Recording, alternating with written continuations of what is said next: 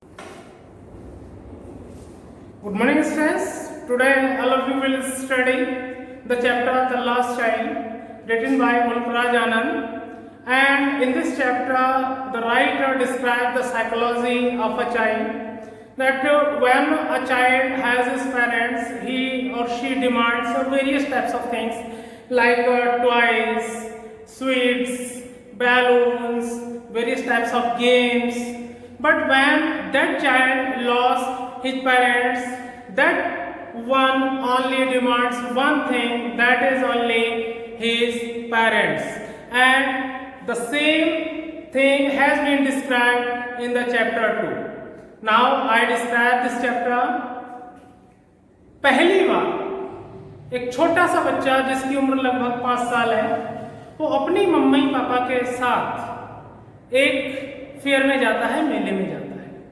ये बच्चा गांव से बिलोंग करता है और खेतों से होते हुए मेले की तरफ वो नहीं, बहुत सारे जो विलेजर्स हैं जो डिफरेंट टाइप्स ऑफ क्लॉथ्स पहने हुए हैं वो जा रहे होते हैं।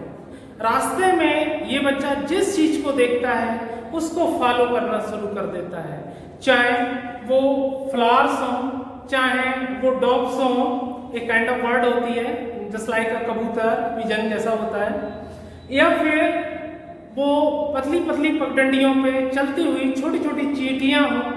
और जैसे ही वो मेले में एंटर करते हैं तो बच्चा सबसे पहले स्वीट्स, गार्लेंड, टॉयज और अलग अलग तरीके का जो मैरी गो राउंड्स होते हैं, चरख जो जिस पर बैठकर घूमते हैं, उनकी डिमांड करता है।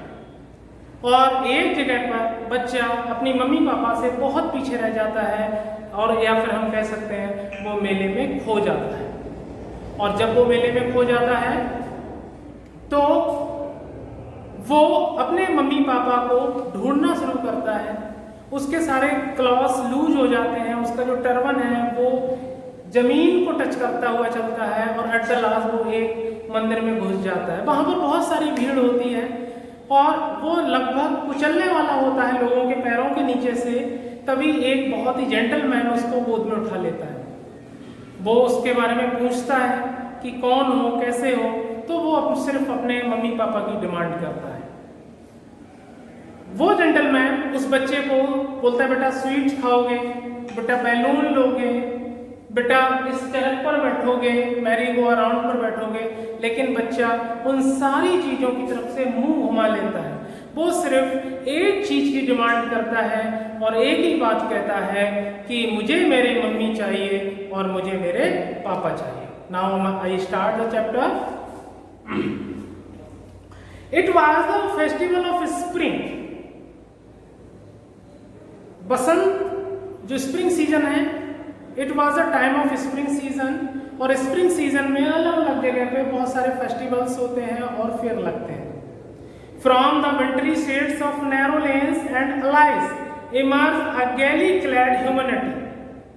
अपने घरों से बहुत सारे लोग बहुत खुश होकर निकले हुए थे और वो मेले की तरफ जा रहे थे। सम वॉक, कुछ पैदल जा रहे थे, सम रोड ऑन हॉर्सेस, कुछ घोड़ों पर जा रहे थे, अदर्स सैट, और कुछ बैठे हुए थे, बीइंग कैरीड इन बम्बू। बम्बू बांसों पर, बांसों जैसे 2 बांस होते हैं और उसके बीच में एक कुर्सी बांध लेते हैं, उस पर बैठकर जा रहे थे। हम पालकी बोल सकते हैं। एंड बुलक कार्ट्स, और बैलगाड़ी पर बैठे थे।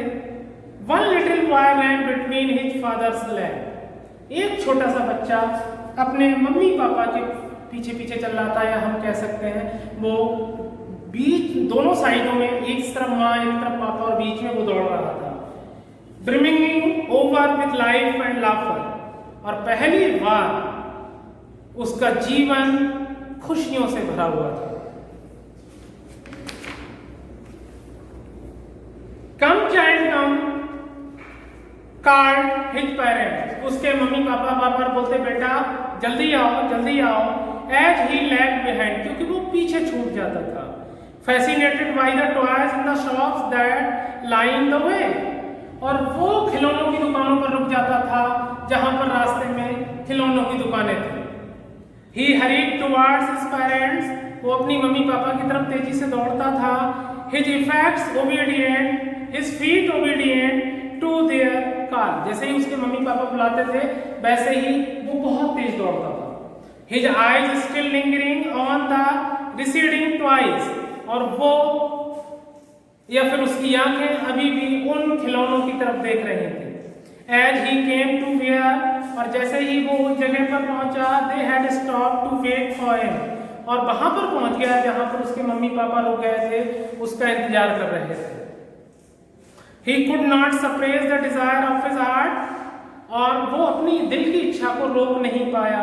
Even though he well known the old cold stare of refusal in their eyes. और वो अच्छी तरीके से जानता था कि ये जब वो कहेगा कि मम्मी या पापा मुझे खिलौना चाहिए तो उसके मम्मी पापा उसको मना कर देंगे या आंखों से गुस्सा होंगे। I want that toy, he pleaded. उसने रिक्वेस्ट की कि पापा मुझको खिलौना चाहिए। His father looked at him red-eyed. और उसके पापा ने गुस्सा होकर उसकी तरफ देखा। In his familiar tyrant ways, वही जिस तरह से वो हमेशा गुस्सा हो जाते थे। His mother melted by the free spirit of the day was tender. लेकिन उसकी माँ गुस्सा नहीं हुई, उसकी माँ उस वक्त बहुत ही शॉक्ड थी। And giving him her finger to hold, और उन्होंने अपनी उंगली पकड़ा दी और बोली बेटा उंगली पकड़ो और चलो। Said look child, what is before you? बोले देखो बेटा उंगली पकड़ो, देखो देखो वो सामने तुम्हारे क्या है। It was a flowering mustard field. और उसके आंखों के सामने सरसों का एक खेत था। आप जानते हैं सरसों के जो फसल है जब खेत में लहलाती है तो पूरा खेत ऐसा लगता है जैसे yellow yellow gold spread out कर दिया है।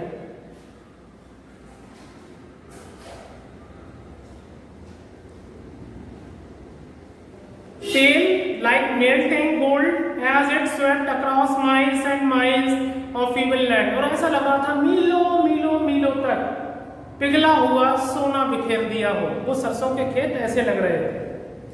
A group of dragonflies were bustling about on their gaudy purple wings. और तभी उस बच्चे के सामने जो ड्रैगन फ्लाई होती है एक जस्ट लाइक अ लोटस टिड्डी जैसा होता है, उसके 4 विंग्स ऐसे वो करता है, वो ग्रुप उसकी आंखों के सामने आ गया क्योंकि वो खेत में था।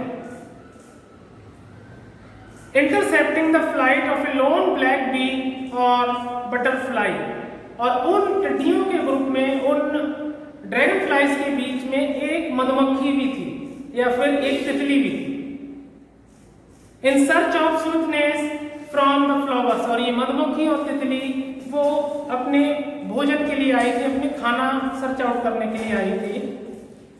The child followed them in the air with his gaze, और उस बच्चे ने उन टिड्डियों को, उस तितली को, उस मधुमक्खी के पीछे उन्हें पकड़ने के लिए दौड़ने लगा। Till one of them would still its wings and rest, जब तक कि इसके पंख उसके हाथ में ना जाए या फिर वो आराम ना करे। And he would try to catch it, और वो उनको पकड़ने की कोशिश करने लगा। But it would go fluttering, लेकिन ये उड़ जाती थी पंखों को फड़फड़ाते हुए। Flapping up into the air, आसमान में। When he had almost caught it in his hands, जब वो लगभग उनको काफी हद तक पकड़ चुका था, then his mother gave a cautionary call, come child come on the footpath. तभी उसकी माँ ने उसे बुलाया, बेटा आओ जल्दी आओ, रास्ते पर आओ। He ran toward his parents, और तभी वो अपने मम्मी पापा की तरफ दौड़ा, gaily, बहुत खुश होके, and walked abreast of them for a while, और थोड़ी ही देर में रास्ते पर आ गया। Being however soon left behind, लेकिन एक बार फिर से अपने मम्मी पापा के बहुत पीछे रह गया। Attracted by the little insects and worms along the footpath that were teeming का मतलब होता है a group of ants, और या फिर a group of insects, छोटे छोटे जो कीड़े थे या छोटी छोटी जो चींटियां थी वो लाइन से रास्ते पर जा रही थी तो उनको देखने लगा वो, तो वो बहुत पीछे छूट गया जबकि उसके मम्मी पापा बहुत आगे बढ़ चुके थे। to enjoy the sunshine। और क्योंकि जाड़े के दिन थे और जाड़े के दिन के बाद हल्की हल्की धूप थी स्प्रिंग सीजन में, तो वो छोटे छोटे कीड़े चींटियां धूप सेकने के लिए अपने बिलों से निकल कर आए थे। Come child come, a shower, come child come, his parents called from the shade of a grove। और उसके मम्मी पापा ने एक बार फिर से उन्हें बुलाया और वो पेड़ की छांव में बैठे हुए थे।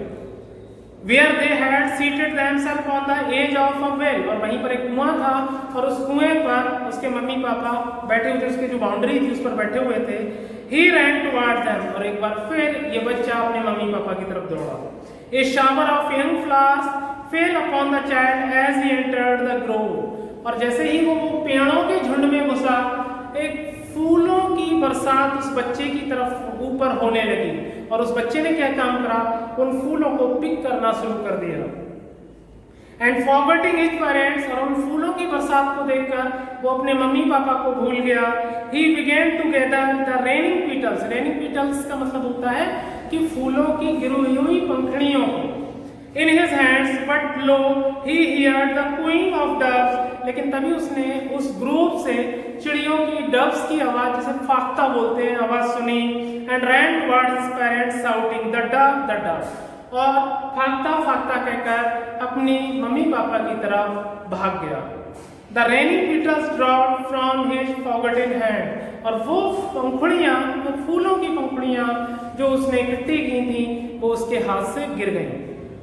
कम child come, they called to the child. उन्होंने अपने बच्चे को बुलाया, बेटा आओ बेटा आओ। Who had now gone running in the wild capers round the banyan tree। Capers का मतलब होता है जो बरगद का पेड़ होता है, उसमें जो बरगद के पेड़ से ऐसे रस्सियों जैसी लटकी होती हैं, लताएं उन्हें बोलते हैं, उन्हें कैपर्स बोलते हैं। तो वो उन कैपर्स से उलझता हुआ अपने मम्मी पापा की तरफ दौड़ रहा था। And gathering him up they took the narrow winding footpath which led to the fair through the mustard field। और वो उस रास्ते की तरफ जा रहा था जो रास्ता उनको खेतों के रास्ते से मेले की तरफ ले जाता था। Thank you very much.